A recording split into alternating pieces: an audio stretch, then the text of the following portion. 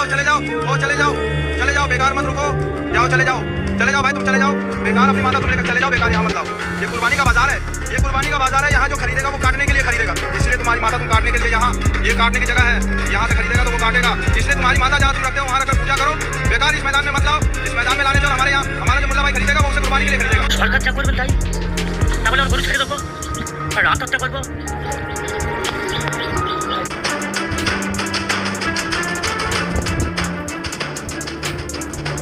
ईद पर गाय नहीं बिकने के कारण हिंदू परेशान है कि गाय को कौमी जानवर बनाओ।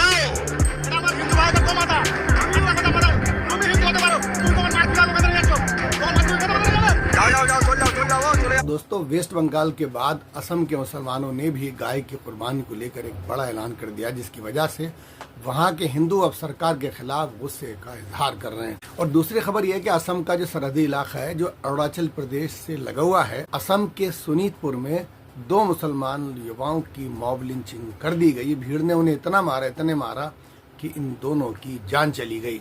इल्जाम लगाया गया कि ये दोनों गाय चोरी करके कहीं ले जा रहे थे, जबकि असम में गाय कहीं ले जाना, गाय पालना, गाय काटना, गाय बेचना कोई अपराध नहीं है। कानूनी तौर पर वहाँ पर इसकी इजाज़त है और बाकायदा वहाँ पर गोश्त की दुकानें हैं और वहाँ हिंदू और मुस्लिम सभी गाय का गोश्त खाते हैं। तीसरा शख्स था, उसकी हालत सीरियस है और वो अस्पताल में वहाँ पर एडमिट है। अब असम में भी जो मुस्लिम ऑर्गेनाइजेशन है, जो दरगाह कमेटी है, जो ईदगाह कमेटी है, उन्होंने ऐलान किया है कि गाय की अब यहाँ पर कुर्बानी हम लोग नहीं करेंगे। असम नॉर्थ ईस्ट इंडिया का सबसे बड़ा स्टेट है और जिस तरह नॉर्थ ईस्ट के दूसरे स्टेट में गाय ज़िबा होती है कानूनी तरीके से, उसी तरह असम में भी गाय कानूनी तौर से वहाँ ज़िबा होती है। हेमंत बिस्वा शर्मा ने भी कभी किसी को परेशान नहीं किया। असम में भी हमेशा से कानूनी तरीके से गाय ज़िबा होती है। एक बार वहाँ के मुख्यमंत्री हेमंत बिस्वा शर्मा से ये पूछा गया तो उन्होंने कहा कि बंगाल में या तो दीदी मेरे घर आए, यानी ममता दीदी की बात हो रही है, या मैं उनके घर जाता हूँ, दोनों बीफ खाने का कंपटीशन करते हैं तो मैं उनसे 1 किलो गोश्त ज्यादा खा जाऊंगा। कई बार प्रेस कॉन्फ्रेंस में उनसे पूछा गया कि आप गाय पर पाबंदी क्यों नहीं लगाते हैं। बिस्वा शर्मा ने सीधा इल्जाम कांग्रेस पर लगाया। उन्होंने कहा कि हमारे यहाँ की अपोजिशन ऐसा नहीं चाहती, कांग्रेस नहीं चाहती है गाय को ज़िबा करने पर रोक लगे, और जब अपोजिशन नहीं चाहती तो हम किस तरह से गाय को ज़िबा करने पर, गाय की कुर्बानी पर रोक लगा सकते हैं। और चुनाव के दौरान भी कई नेताओं ने बंगाल में भी और असम में भी ये लोगों को भरोसा दिलाया है तो बीफ की यानी कि बड़े के गोश्त की यहाँ पर कोई कमी नहीं होगी। असम के हिंदू मुस्लिम सभी गोश्त खाते हैं और आदिवासी तो बहुत ज्यादा गोश्त खाते हैं, लेकिन बंगाल में भारतीय जनता पार्टी की यानी कि शुभेंदु अधिकारी की सरकार बनने के बाद वहाँ के मुसलमानों ने गाय खरीदने से, गाय की कुर्बानी करने से इनकार कर दिया।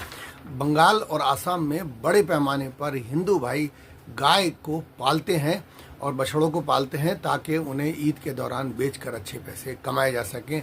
ये एक ग्रामीण बहुत बड़ा बिजनेस है, लेकिन असम और बंगाल में इस पर रोक लगाने के बाद, मुसलमानों के इनकार करने के बाद अब वो परेशान हैं, क्योंकि अभी कोई नहीं खरीद रहा है तो ईद के बाद उनके जानवर कौन खरीदेगा, लिहाजा वो बहुत ज़्यादा घाटे के शिकार हो जाएंगे। अब वो सरकार से अपील कर रहे हैं कि आप इस तरह की कोई पाबंदी नहीं लगाएं, इस साल हमारा माल बिकने दे। बेइंतहा निराश और हताश वो लोग नजर आ रहे हैं। जैसा कि आप तस्वीरों में देख रहे हैं कि बाजार भरे पड़े हैं गाय और बछड़ों से, लेकिन खरीदार उनको नहीं मिल रहा है। अरशद मदनी साहब ने कहा जिस तरह से आपने मोर को राष्ट्रीय पक्षी घोषित किया है, इसी तरह से आप गाय को नेशनल एनिमल घोषित कर दें, हमारा आपको पूरा समर्थन मिलेगा, हम आपके साथ खड़े हैं। न जाने क्यों सरकार ऐसा करने से डर रही है।